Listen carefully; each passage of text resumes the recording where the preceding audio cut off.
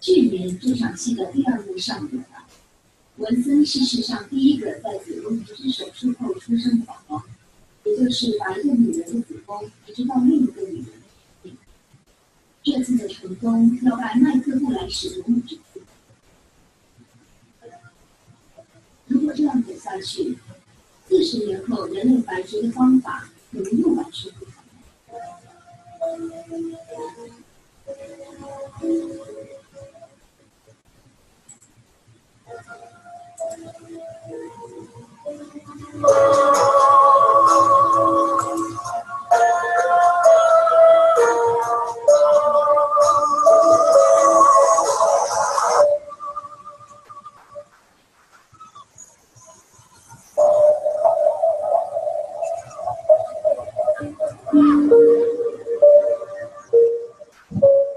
Imagine 10 surgeons coming from the United States, Australia, Southern Europe, coming together here in Gothenburg to take part in the surgical endeavor.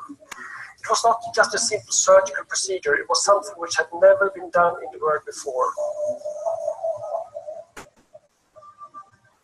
So this Saturday morning in September, the surgeon ordered at 6 o'clock we operated a mother who would donate a very important organ to her daughter.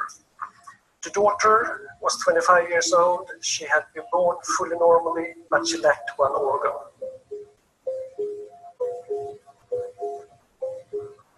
就在那一天，子宫变成可以移植的器官，和心脏、肾脏及肝脏一样。麦特布莱史卓姆和他的团队完成了一项创举，移除子宫，完成以往外科医师做不到的事。What is the problem with this type of transplantation is that the uterus is actually positioned down, deep down in the pelvis. You can call it, it's like a funnel, and you have to work deep down, so it's very inaccessible surgery. So what we have to do is that we have to separate the uterus very gently. We use magnifying loops so we can see all the blood vessels, because any bleeding could disturb the picture. After about 8 hours, we are able to let the transplant surgeons come in. Then the uterus is only connected to the blood vessels. So the transplant surgeons cut the blood vessels and they take the uterus out. 尼可拉斯·凡斯特姆是那天外科团队的成员，他是腹部活体器官取得的专家。The principle are when you do an organ retrieval from a live donor is that you should, of course, end up with as long vessels as possible connecting to the organ you want to transplant. When you do uterus transplantation, the arteria uterina are very small. You have to be very meticulous about which vessel you divide at what level, and also about nerves. 子宫取出后，用某种溶液置换里面的血液。外科医师知道，子宫可以在人体外停留12到24小时，跟肾脏一样。这是用小白鼠、猪和狒狒做实验得到的结果。但有史以来第一次，他们要把子宫植入一名35岁女性的体内。This is very delicate surgery to get the blood vessels of the uterus attached to the blood vessels of the daughter. It takes our transplant surgeon Michael Lawson about 2 hours. He uses threads which you can hardly see with the naked eyes. And then you reattach the blood, and the blood to the uterus is now coming from a new person. After that, we end the surgery by fixating the uterus to the pelvis, and we realize that it's almost midnight. We have been working for 18 hours, a team of 25 nurses and doctors. But we are not exhausted. We really love our job and have had a very, very good time. 手术很成功，手术团队取出母亲的子宫，植入女儿体内。第二年，麦特又为8个病人做了一样的手术，每个病人都有自己的捐赠者，妹妹、母亲、朋友，甚至还有一个是婆婆。但做完手术只成功了一半，因为最终目标是生一个宝宝。子宫必须要能接受准爸妈的胚胎，胚胎来自移植手术前进行的体外受精。2014年9月，第一个宝宝文森终于诞生了。医师在怀孕期严密监控，在预产期前几个礼拜帮孕妇做了剖腹产。She was a surprise because her daughter was not a relative. The recipient, the mother of Vincent, her mother's blood group didn't match. And she had two other sisters, but they were younger than the mother. So she didn't have any close donor in the close family. So finally, actually, it was the husband's best friend asked his wife, but the blood group didn't match. So then the husband's best friend asked his mother, and she's the donor. 这名65岁的捐赠者生过2个小孩，已经过了更年期，但是子宫的状况很好，可以让胎儿健康成长。因为女人的卵巢会老，但是子宫不会。对这对希望保持匿名的年轻爸妈来说，这是一场和命运对抗的胜利。因为做了免疫抑制治疗，移植手术很成功。术后6周，这个34岁的妈妈有了生平第一次生理期，简直像奇迹一样。宝宝在她体内发育，在丈夫好朋友母亲的子宫里长大。For us, it's been a long and hard road. Of course, we have had worries and downs during the years, but still, at the first touch and when I saw my baby, I just felt as a mother. The wish that you had to have a child together was enormous, and didn't want to think about the thought of not having that. So, but we didn't doubt. We were going to make this. I think the science will move forward, and this treatment for this kind of loss of wombs will get more and more effective, and it will be a more easy road for other women to proceed. 生产之后，医师移除了母亲的子宫，因为免疫抑制治疗做太久会有危险的副作用。宝宝文森是人工生殖领域最新的一个里程碑。借由短暂移植的子宫怀孕，奇迹发生了。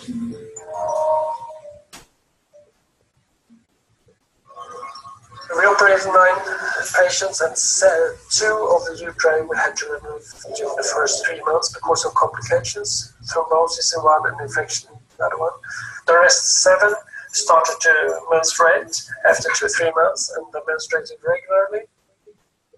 A year after transplantation, we started to try to get pregnant by embryo transfers. So now we have 3 delivered, 1 who is pregnant like 32 weeks or something like that now, and 3 carrying their uterus but trying to achieve pregnancies, and 2 of those have had early pregnancies but with miscarriages. So I think of those 3, I think 1 or 2 will of course also deliver babies. The total will be, first time delivery I would say 5 or 6, but then I think 1 or 2 of these patients will also try for a second baby. So maybe up to 8 babies from these 9 women. 瑞典做这个手术的初步结果令人振奋。现在全球有好几个团队也开始做相同的尝试。My prediction is like in 5 years this can be done at least 20 places in Europe, I would say. We will in the future be able to culture organs, and I think that uterus will be a good organ to culture because it's not that complicated as a liver or a kidney, for example.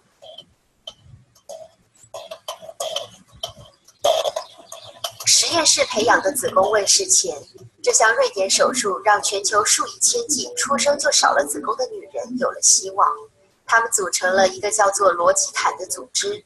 罗基坦是当年发现 M2KH 症候群的科学家之一。全球每5000名妇女中就有1名患者有这种症候群。Patient de 16 ans non réglée, présentant épisode douloureux。梅兰妮·安吉尼就是其中之一。妇产科医师告诉她这个坏消息时，她还是个青少女。Ma chère amie, vous n'aurez jamais d'enfant. Voilà, on vous invite à avoir des petits, pas de soucis, on sera là pour vous entendre, mais vraiment, vous n'aurez jamais d'enfant. Moi, je pense qu'il faut adopter. Ouais, d'accord. Moi, j'ai 16 ans là aujourd'hui, je fais courage. Et puis avec le geste, hein, faire le dossier aussi. Donc là, j'ai beaucoup pleuré. C'était galère.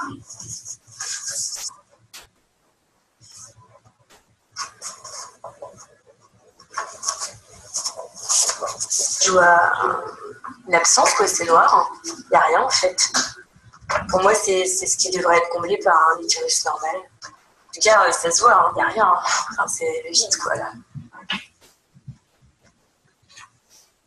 J'ai la sensation vraiment de ne pas avoir fini de grandir, en fait. Comme si le fait qu'il me manque cet utérus ne pouvait pas combler ce portrait de vraie femme. Voilà. Alors qu'à côté de ça, je peux être une vraie femme, mais je me sens incomplète. En fait, il me manque un truc, quoi. Mélanie, quand m'a expliqué vraiment le truc, là, on commence à réfléchir, mais je pense que j'étais un peu trop jeune encore, donc je me suis pas dit, voilà, c'est pas grave, pas d'enfant, j'étais pas tout de suite, je voulais un enfant, quoi, donc j'ai dit, on verra bien. Et après, au fur des années, c'est là qu'on commence à se rendre compte de toutes les étapes, de ce qui se passe, et là, on se dit, ouais, je pense qu'il y en a plus d'un qui aura lâché. Et plus d'un copain m'a déjà dit, pourquoi t'es resté avec elle, t'es vraiment courageux. Je fais, non, c'est pas du courage, c'est de l'amour. 像梅兰妮这样没有子宫的女人很泄气，因为她们的卵巢功能正常。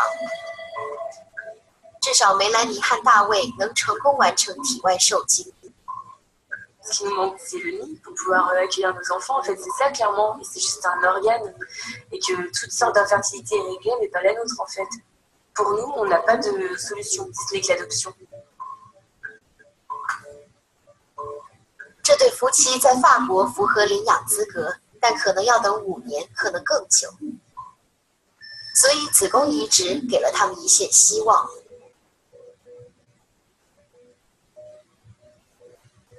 听说瑞典2012年做了第一次子宫移植手术后，梅兰妮和大卫一直在网络上注意最新消息。他们发现法国利摩日医院的产科团队打算研究移植手术，几个月后就要找8对夫妻做这种实验性手术。帕斯卡皮维尔医师是人工生殖小组的负责人。10年前，他做了第一宗卵巢移植手术。这位不孕症专家认为，子宫移植前景看好。C'est un sujet complètement différent des derniers progrès qui ont été réalisés en procréation médicalement assistée, qui portaient plutôt sur la cellule, voire sur les gènes. Là, c'est un problème mécanique complètement différent qui n'a pas été abordé dans la reproduction. C'est-à-dire, jusqu'à présent, on laissait de côté toutes ces femmes qui avaient un problème utérin, ou sans utérus. On les laissait un peu sur le côté. 年轻的妇外科医师崔斯坦高提耶对子宫移植也很有兴趣。医界并不认为子宫是必要器官。On a longtemps greffé des organes vitaux. Dans les années 50, on a greffé les premiers reins. Et puis après, petit à petit, on a greffé le cœur, le foie, etc. Pendant un premier temps, il était inimaginable de greffer un organe dans le vital. Puis on est venu à des organes fonctionnels, il y a eu des greffes de main, de visage. Donc ce qui était inenvisageable à une époque est devenu potentiellement envisageable. Après, il y a eu des progrès de la microchirurgie, des progrès de l'immunosuppression. Une patiente qui a une greffe rénale, une greffe de foie, une greffe cardiaque peut être enceinte. Et actuellement, on a plus de 20 000 grossesses avec un traitement d'immunosuppression, donc un certain recul. Donc tout ça, on fait que petit à petit, évidemment, pourquoi pas. 这是法国的麦特布莱史卓姆。2008年，他开始用绵羊做研究，因为绵羊的子宫跟女人的差不多大。他搜集了世界各地的资料。有一个女人2011年在土耳其做了子宫移植，甚至还怀孕了，但是孕期被中断。2000年，在沙烏地阿拉伯，医师在3个月后切除了移植的子宫。再加上瑞典的9名女性，全球只有11个女人做过子宫移植手术。但是2014年第一个宝宝诞生的消息证明了它是对的。Je lui ai dit que finalement j'étais pas fou de croire à cette possibilité-là, parce qu'effectivement, j'avais parfois du mal à convaincre mes confrères du potentiel de cette recherche, de l'intérêt de cette recherche. 几个月后，皮维尔和高提耶获得生物医药局的许可。等待最后验证的同时，他们开始跟梅兰妮和大卫这样的夫妇面谈，寻找可以做移植手术的人。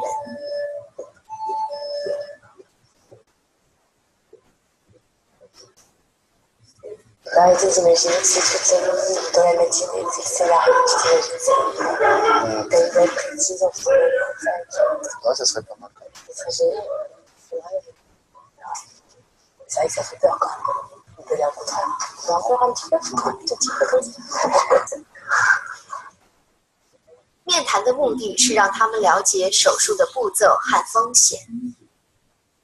这里的医师选择的是摘除脑死女性的子宫。Étant donné qu'on est dans une procédure d'évaluation et non de routine, que l'utérus, c'est pas un organe vital contrairement au bras, donc on peut peut-être plus envisager un risque chez la donneuse vivante lorsque le don va sauver la vie d'une personne. Là, c'est pas le cas, parce que l'utérus n'est pas un organe vital. Les Suédois ont eu recours à des donneuses vivantes. Nous, on a décidé d'avoir recours à des donneuses décédées.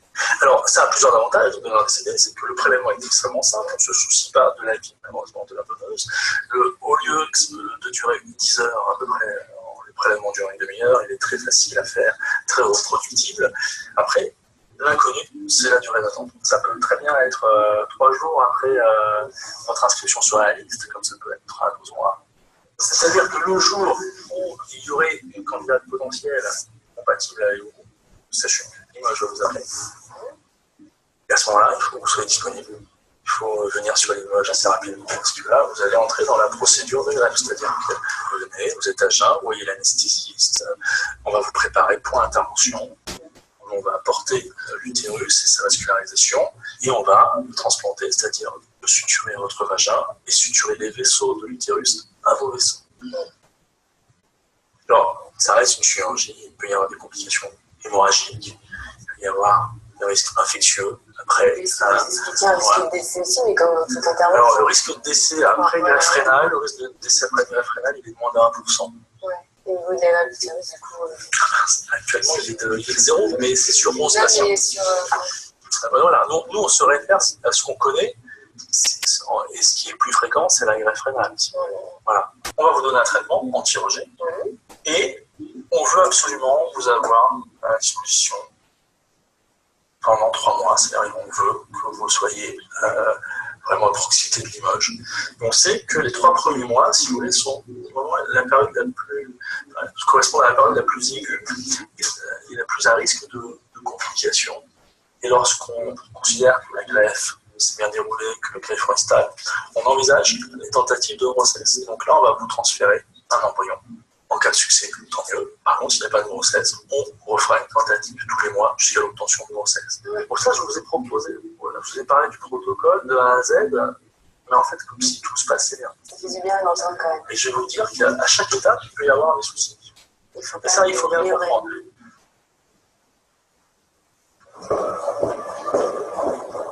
Je sais qu'il faut patienter, il faut montrer qu'on peut être patient. Je ne sais pas si on l'a montré qu'on était patient. C'est qu'on est dans l'attente en fait. Quand on ne sait pas. Puis on sort du rendez-vous, on ne sait pas si on est pris. Si ça va être long, on sait que ça va être long.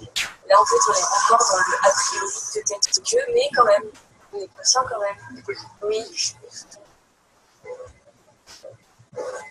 On aurait plutôt tendance à croire qu'elles vont partir en courant quand on va leur proposer cette étude. Non.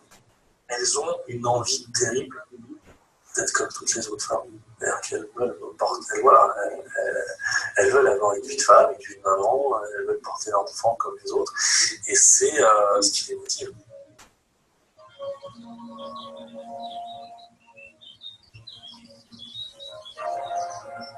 在法国等着移植子宫的不只是罗基坦组织的女人，还有因为炎症或意外失去子宫的女人。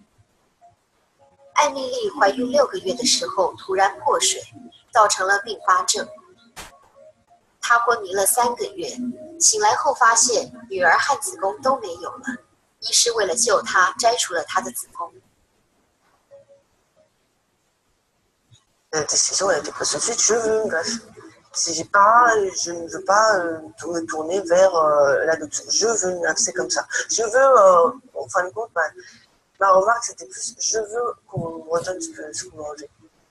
Et ça, c'est quand on a vécu une grossesse pendant 6 mois, qu'on l'a senti bouger, qu'on a senti cette connexion avec cet enfant qui est à nous, c'est nous qui l'avons quand même.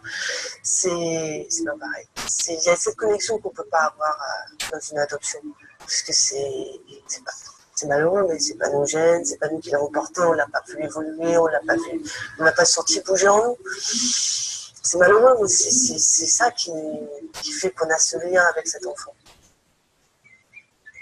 艾米丽的母亲也支持她接受移植，但是还有一个选择，可以找代理孕，但这在法国是被严令禁止的。J'espère pour elle, honnêtement, que ça fonctionnera. Je l'espère de tout mon cœur. Si ça fonctionne pas, eh ben on partira sur un... Enfin, elle partira, parce que bon, après...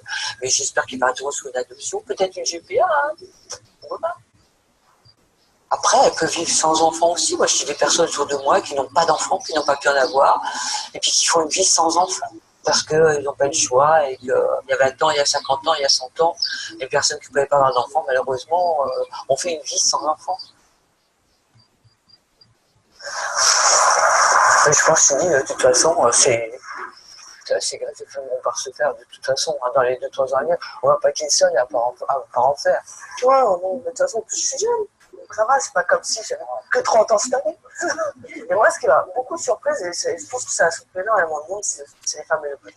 C'est-à-dire qu'en fin de compte, la dame, la mère qui a enceinte, qui a donné son utérus à sa fille, elle était opposée, elle a quand même un certain âge. C'est comme si je t'ai donné mon utérus. C'est genre, en gros, c'est ça. Et ma mère, par contre, je te rappelle, est à ta disposition.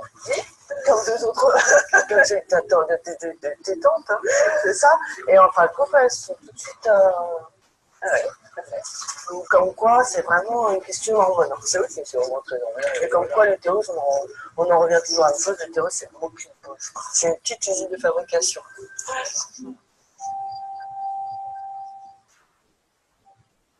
他们说子宫是工厂或育儿袋，对胎儿的基因组成没有任何影响。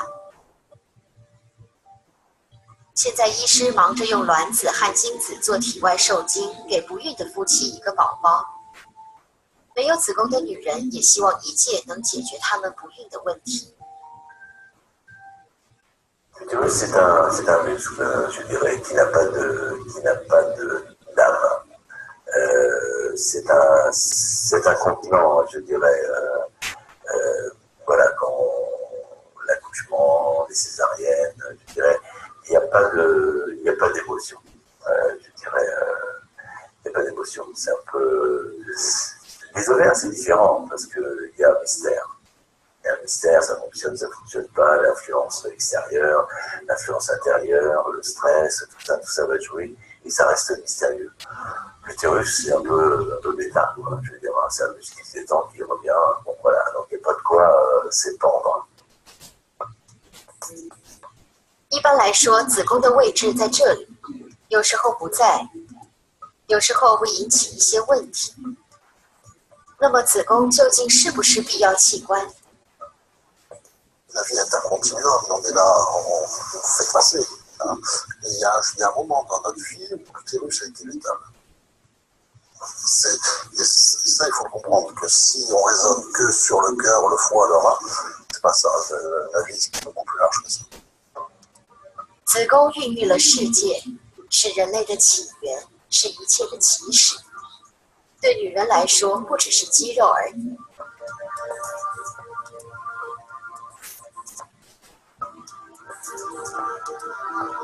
Je crois que les femmes sans utérus, puisque l'utérus, ça sert à porter les enfants. Mais ça sert aussi à montrer qu'on est une femme, dans tous les sens du terme, une femme qui saigne tous les mois, être rythmique, contrairement à l'homme qui est un être binaire. Et même après la ménopause, lorsqu'on parle d'hystérectomie, autrement dit d'enlever l'utérus, c'est douloureux. J'entends douloureux moralement. Alors même qu'elles ne souhaitent pas d'enfant. Et en effet, je crois que l'utérus a une aura particulière, et pourquoi pas, finalement, c'est un organe extraordinaire, et dont on a du mal à se passer. 少了子宫，就像一场噩梦。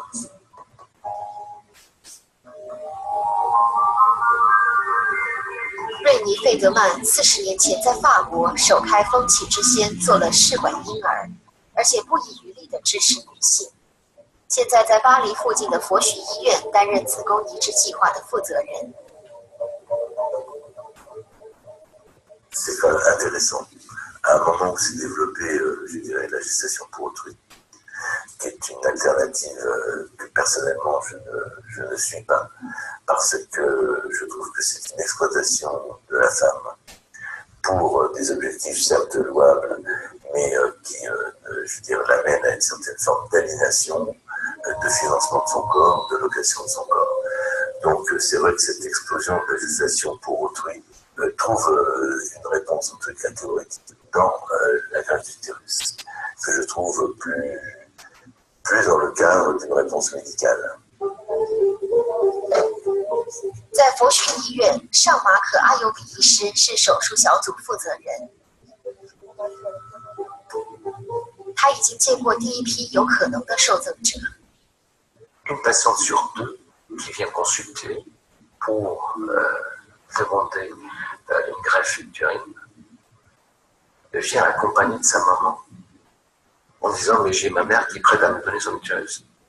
C'est frappant. 患者多半要求跟瑞典一样，让母亲、朋友、姐妹或婆婆捐赠子宫。佛许医院支持这个选项，但前提是要做严格的心理监控。Quelle mesure la mère est en capacité d'oser exprimer un refus, même si elle le pense? Ou la sœur aînée, par exemple, pourrait-il y avoir des pressions familiales? Comment tu ne donnes pas à ta fille, mais comment elle pourrait être mère grâce à toi et toi tu ne le fais pas? Double mauvaise mère, elle met au monde une fille sans utérus et en plus elle ne donnerait pas son utérus. Donc je pense que on rentre dans des complications relationnelles extrêmement importantes entre mère et fille. De quel œil va voir la grand-mère, maternelle ou paternelle, cet enfant né grâce à son utérus? Quelle attente va-t-elle avoir à l'égard de cet enfant qui sera né non seulement grâce à sa fille ou sa belle-fille, mais grâce à elle? Dans quelle mesure elle ne voudra pas un peu s'accaparer de cette maternité pour elle-même? C'est compliqué, il faut que dans la tête des enfants ce soit clair. 佛许医院认为，未来手术要移植的子宫有3个来源：一是跟利摩日一样的死亡捐赠者，再来是像瑞典一样的家族成员。第3个来源就比较特别了。La population transsexuelle est une population qui est prise en charge à l'hôpital Foch depuis plus de 20 ans, que ce soit des hommes qui souhaitent devenir femmes ou des femmes qui souhaitent devenir hommes. Ces femmes qui souhaitent devenir hommes ont un regard assez dur et critique sur leur féminité et sur les organes sexuels en particulier, que ce soit l'utérus, les ovaires ou les trompes, puisque l'utérus est à leurs yeux responsable de leurs règles et donc de leur assignation du côté du féminin. Au demeurant, nous avons cherché à savoir si ces femmes qui veulent devenir hommes seraient susceptibles de bien vouloir donner leur utérus après l'hystérectomie, puisqu'elle fait partie du processus de changement de sexe en France. Et on a eu la très bonne surprise de se rendre compte, nous l'avons mesuré, 86% de ces females to male seraient d'accord pour donner leur utérus à une femme qui est née sans utérus. 几个月内，佛许医院就会开始进行子宫移植手术。子宫的来源要看患者的情况。变性者捐赠子宫的做法应该会得到变性族群的支持。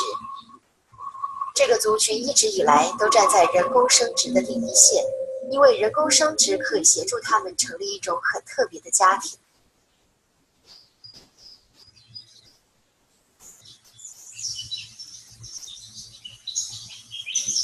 最广为人知的例子跟这个叫做汤马斯·比提的美国人有关。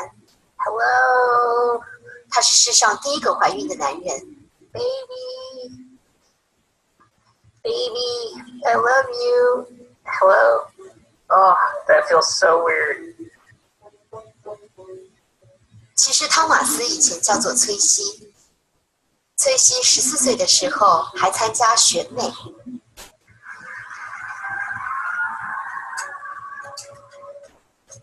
24岁的时候，他爱上了南希。南希很支持他变性的决定。切除乳房和注射睾固酮之后，崔西正式成为汤马斯。他们正打算生儿育女时，南希被迫做了子宫切除术，不能再生育。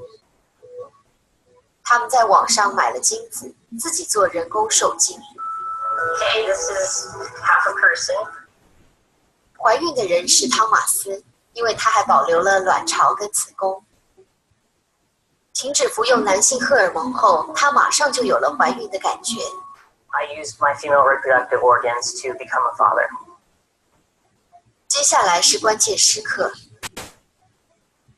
汤马斯决定用传统的方式分娩，没有打无痛分娩针。现在已经有好几十个变性成男人的女人有过相同的经验。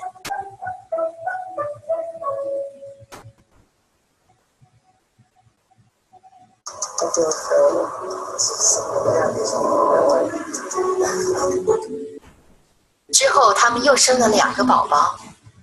有好几位医师对这种做法不太放心。不过，也有不少人已经开始思考这种特别家庭的未来。Ce que je trouve intéressant, c'est que même ayant déjà une physiologie masculine, avec les hormones masculines, cette personne a réussi à tomber enceinte et à mener des grossesses.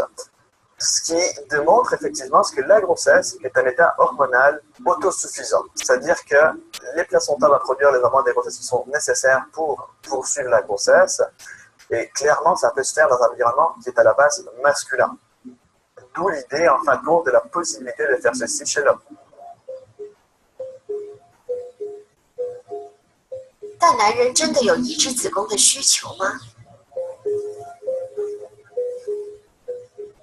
I get males mostly from transsexuals, males changing to females, and of course they get surgery so they look like a woman, behave like a woman, get hormones, and of course a lot of those, and they're married to men, and a lot of those want to carry baby. So those are the ones I get.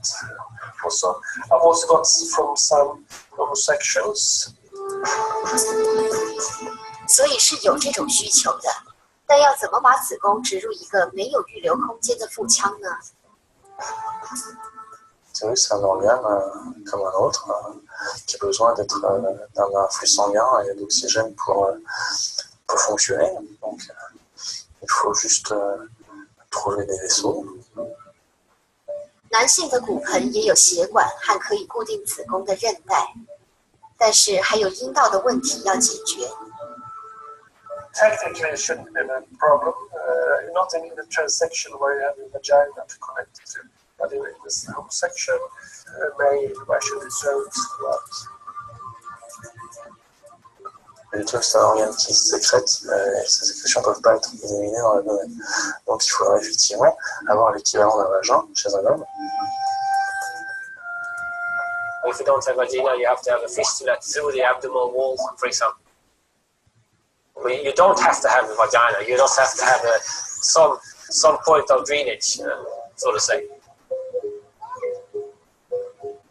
解决的办法很多。那么，未来男人怀孕会不会变成普及的生殖法？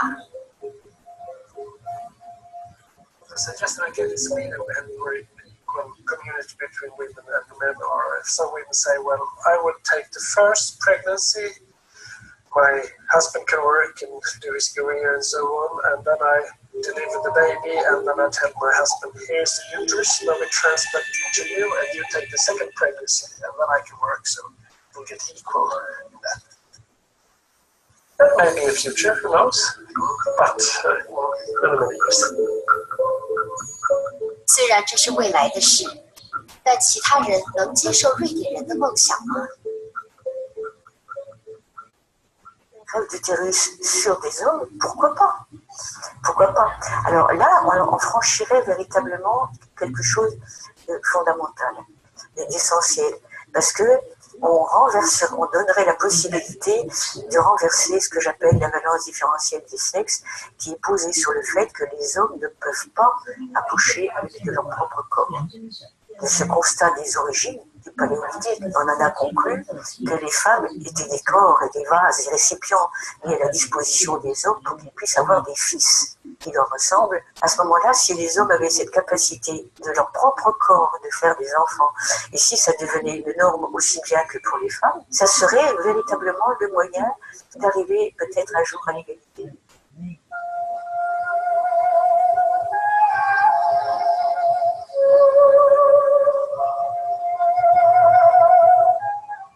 我们来做梦。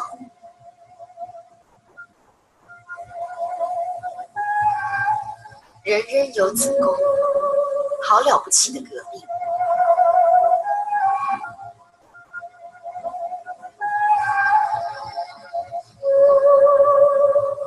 When I started project, I never thought about this concept, but with all technologies that it can be used for the purpose you thought about, but it can also be used for other purposes.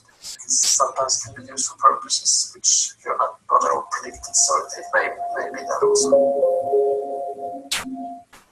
子宫移植只是不断重复历史中另一个章节，就像35年前的试管婴儿一样，每一个阶段都会有相同的情形，先是出现新的技术，然后慢慢的被社会接纳。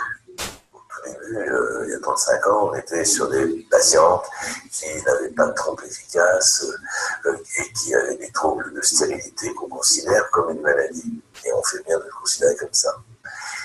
Et puis peu à peu, on est venu, je dirais, qu'une femme de 45 ans n'ait pas d'enfant, c'est pas une maladie, c'est l'évolution naturelle des choses. Et on est venu à essayer de répondre à cela, par le don d'ovocytes en particulier. On voit bien que l'éclairage sociétal prend de plus en plus d'importance.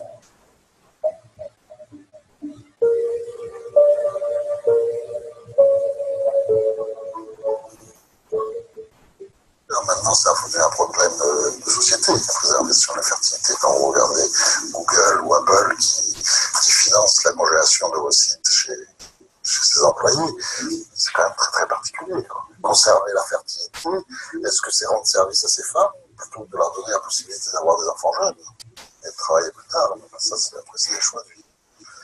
Mais ça, c'est pas des choix, c'est pas médical.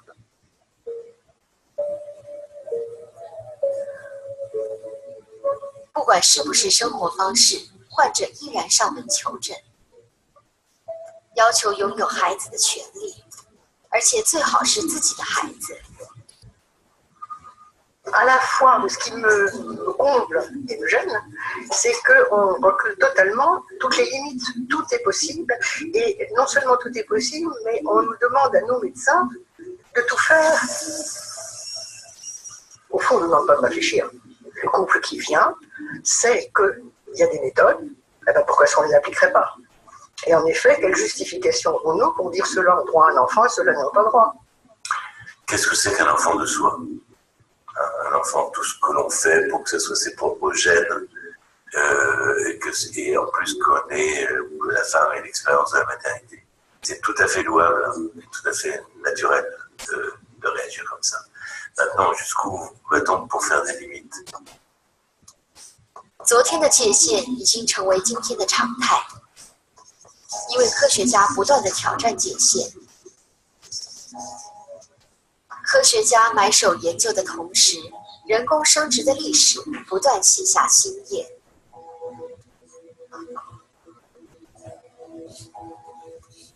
2001年，美国进行了一个很特特别的实验。一个好主意开启了这个实验。为了改善体外受精，刘洪清博士先在子宫内培养细胞，再把细胞放在类似像子宫的圆形表面上，然后加入人类胚胎，让它们发育10天。因为美国法律禁止人类胚胎只能培养到这个阶段，所以他用白老鼠继续研究。这个实验是个很重要的里程碑，也就是人工子宫，一台可以在怀孕期内取代女性子宫的机器。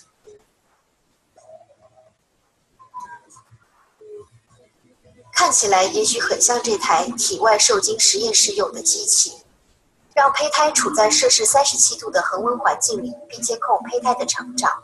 到了第5天就植入母亲的子宫。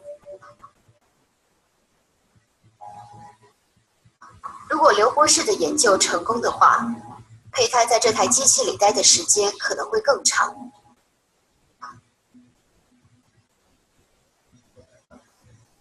几个礼拜之后，胎儿会被放进像这样的保温箱里。因为在怀孕链的另一头，医师也在挑战极限。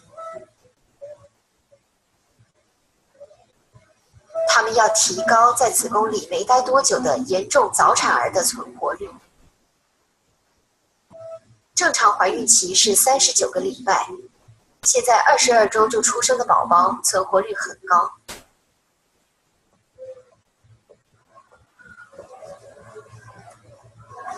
夏佛医师甚至又把时间提前了3到4个礼拜，因为他把高含氧溶液灌进早产儿的肺部。The infants are actually grown dans l'utérus. Les fœtus grandissent dans un milieu liquide. Et leurs poumons sont donc remplis de liquide. And so that, malheureusement, unfortunately, les prématurés sont obligés de passer à la respiration gazeuse trop tôt.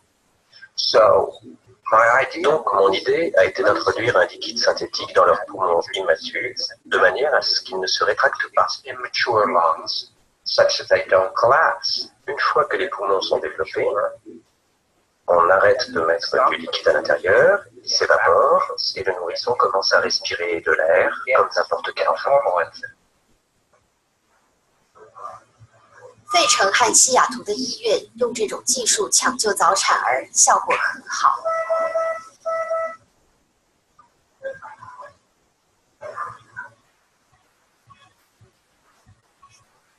但有个日本的团队还更进一步，他们用这种技术制造了世上第一个人工子宫。那是15年前的事。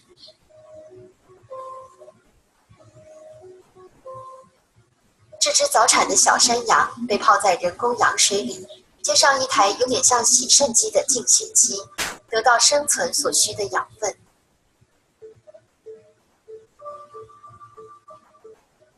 他们用好几只动物重复相同的实验。有一只小山羊存活了20多天，但后来还是死了。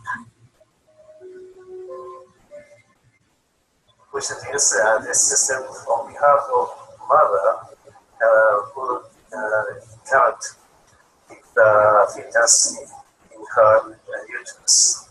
It's now the experimental stage. I have never applied this system for the human beings. 日本团队想用所谓的人工子宫救早产儿，但体外受精和在保温箱里结束怀孕过程间的空缺，什么时候会被填满？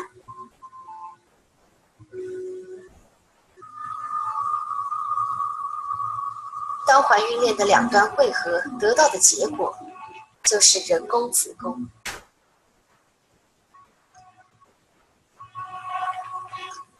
Toutes ces techniques-là, pour qu'elles soient adoptées et utilisées presque en routine, comme c'est le cas maintenant de beaucoup de ces techniques de PMA, il faut non seulement qu'on soit à peu près certain qu'elles n'augmentent pas des dangers de toutes sortes, des dangers surtout sanitaire, si vous voulez, du point de vue de la santé éventuellement du futur bébé. Mais encore faut-il qu'il y ait des motivations pour le faire.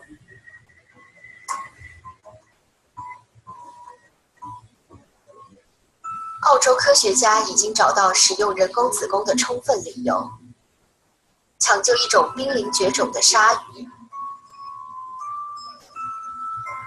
锥齿鲨有一个很惊人的特色，有高达40个胚胎会在母鲨的两侧子宫发育1年，但每个子宫只会生出1条小鲨鱼，其他的胚胎都被小鲨鱼吃光了。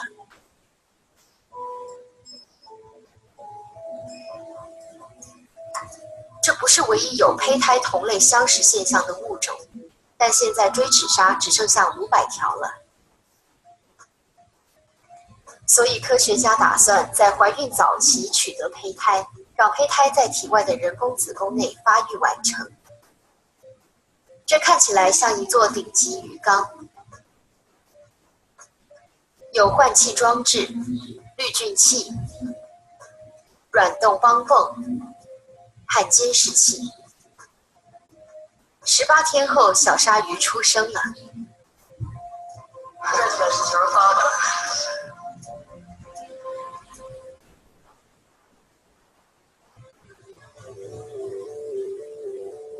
人类有理由选择体外发育吗？在体外完成怀孕的过程，未来人类有可能不再把女性的子宫视为怀孕的焦点吗？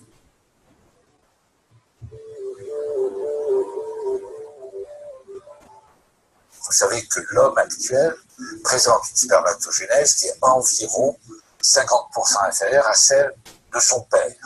Donc il y a une réduction régulière et importante de la spermatogénèse, ce qui a fait dire à certains auteurs que l'homme était en voie de disparition. Eh bien, Steinbeck a montré que cette diminution de la spermatogénèse trouvait son origine dans la vie fétale à travers une contamination du testicule fœtal par les pesticides et autres perturbateurs endocriniens.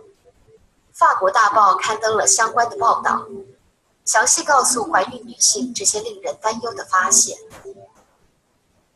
Dans le sang du cordon, on identifie plus de 250 produits chimiques. Donc on peut dire que l'enfant naît déjà contaminé.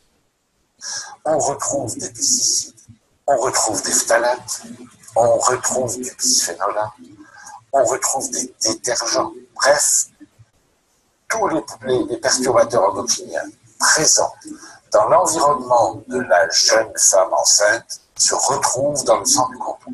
C'est dire que, contrairement à certaines idées reçues, le placenta ne joue pas son rôle de barrière. 如果子宫不再是怀孕的理想场所，社会会选择用美丽有机的人工子宫保护未来的宝宝吗？阻挡内分泌干扰物和外界的危险？如果这还不是最糟糕的办法呢？ S'il existait un nuage artificiel sûr, c'est-à-dire sur lequel on peut monter sans danger, eh bien, à mon avis, ce serait mieux du point de vue des relations interhumaines d'utiliser un utérus artificiel plutôt qu'une autre femme. 到时候，代理孕母会被当成人类尚不了解怀孕奥秘野蛮时期的产物。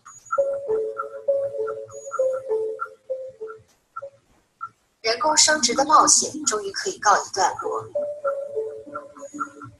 我们不再需要子宫，赢得这场对抗不孕症的战争。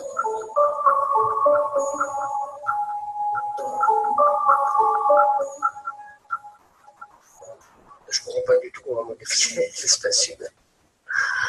Mais c'est tout simplement la maîtrise de la nature. Et la maîtrise de la nature, en gros, ça n'est pas mauvais. Même c'est plutôt bon. Quand on voit le résultat global, par exemple, des progrès de la biologie et de la médecine, bon, c'est un allongement de la durée de vie moyenne extraordinaire, mais ce n'est pas du tout une modification de l'espèce humaine, c'est une modification de la condition humaine, ça c'est vrai. Mais la condition humaine, elle a changé au cours des siècles sans arrêt.